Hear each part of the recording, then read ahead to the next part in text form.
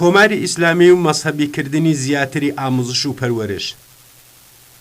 لە حاڵێکدا کە هەفتەی ڕابردوو موعەلیمان لە ناڕەزایەتی بە بەڕێوە نەچوونی گەڵاڵەی ڕیزبەندی و باقی داخوازەکانیان لەسەر تاسەری ئێران بەردەوام لە حاڵی ناڕەزایەتیدا بوون، مەجلیسی ئیسلامی و بەڕواڵەت لە وڵام بەم ناڕەزایەتیانە گەڵاڵەی ڕیزبەندی موعەلیمانی پەسەند کرد و بۆ شوورای نیگەهبانی نرد.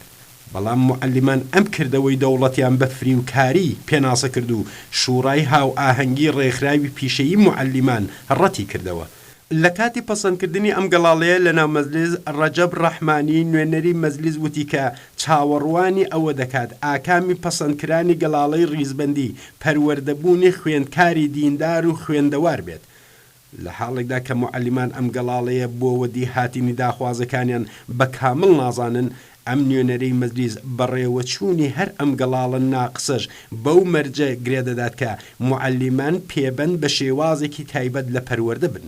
هەر لەم بوارەدا ماوەیەک لەمەوبەر ئامۆزش و پەروەرش ئەو تەڵەبانێک کە قۆناغی 2-3 حەوزەیان تێپەڕاندووە بە کارناس و کارناسی باڵای مێژوو زانستە کۆمەڵایەتیەکان و ئەدەبیات بە ئەژماری هێنان و نزیک بە 15,000 کەس لەوان لە ئەگەری دەرچوونیان لە تاقیکردنەوە هەر وەک خاوەن بڕوانامەکانی دانشگا دادەمەزرێنێت. هەروەها ئەم تەڵەبانە کە قۆناغی 2-3یان تێپەڕاندووە دەتوانن بۆ وتنەوەی 8 دەرز لە ئامۆزش و پەروەرشدا دابمەزرێن. ڕژیمی ئیسلامی لە ڕێگای ڕەوانەکردنی بەرینی تەڵەبە بەرەو مەدرسەکان بەنیازە ئامۆزش و پەروەرش زیاتر لە ڕابردوو ئیسلامی بکات.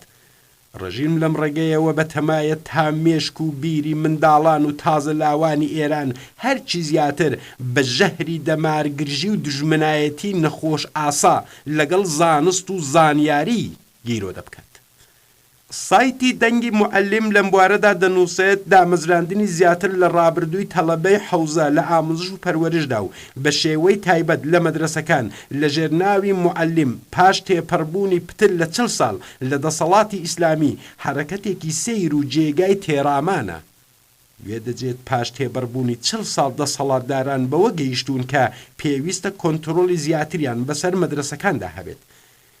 کاریگەری کەم و لاوازبوونی بەشداری منداڵان و تازە لاوان لە مزگەوتەکان و لە بەردەست نەبوونیان بۆ کاریگەری وەرگرتن هۆکاری دەرکردنی ئەم جۆرە بڕیارانەیە. بەڵام لە جیهانی پێشکەوتوی سەرمایەداری ئەمڕۆدا پیشە و زانست و زانیاریەکان بەرەو پسپۆڕی بوون دەڕۆن. دیارە کەشیش بۆ کەلیسا و ڕاهبی بودایی بۆ مەعبەد و خاخام بۆ کەنیسە ڕاهاتونە و ئەگەر هەر کام لەم ڕوحانیە مەسحەبیانە بیان هەوێت بڕۆنە مەدرسە و یان پیشەیەکی تر ئەنجام بدەن، پێویستە لەم بوارە بێنە دەرێ و دووبارە لە بواری دڵخوازی خۆیاندا بخوێن و هەوڵ بدەن. وها کەسێک هیچ کات ناتوانێت وەک ڕاهب بودایی یان کەشیش لە مەدرسە خەریکی کار بێت. سەنعەتی ڕوو لە گەشەی پەروەردەکردنی ئاخوند لەو بوارە دەگمەنانەیە کە ڕژیم توانیوێتی تێیدا سەرکەوتوو بێت، بە جۆرێک کە لە ماوەی 14دا نزیکەی 9 میلیۆن ئاخوندی پەروەردە کردووە. ئاماری ڕسمی پەروەردەی ئاخوند 113,000 کەسە کە بە لەبەر چاوگرتنی جەمعیەتی 83 میلیۆن و نیوی ئێستای ئێران سەرانەی ئاخوند بۆ هەر 640 کەس لە خەڵکی ئێران یەک ئاخوندە. زۆر زیاتر لە سەرانەی پزیشک، ددان پزیشک، دەروون پزیشک و پەرستار بە تایبەت لە ڕۆژگارێکدا کە خەڵک لەگەڵ پەتای کۆرۆناش بەڕەوڕون. هەروەها لەم بوارەدا سەرپەرستی وەزارەتی ئامۆزش و پەروەریش باسی لەوە کردووە کە پێداچوونەوە بەسەر کتێبە دەرسیەکاندا دەکەنەوە و پێگەی کولتوری خۆنەویستی و شەهادەت بەهێز دەکەن و وزە و توانایی فێستیواڵ و کەمپەکان بۆ ئەم بابەتە تەرخان دەکەن. دەسەڵاتدارانی ئیسلامی لە ئێران ئیشتیایەکی تێرنەناسیان بۆ ئیسلامیکردنی گشت کاروباری کۆمەلگا هەیە، لە پەروەردە و بارهێنانەوە تا دەستگای قەزایی و یاسای باو، لە میدیاکانەوە تا کاروباری خزمەتگوزاری لە گشت ناوەندە دەوڵەتەکان، لە هونەر و ئەدەبیاتەوە تا چوێنێتی پۆششی ئینسانەکان، ئەویش بە ڕەوایەتی مەسحەبی شیعە کراونەتە ئامانج.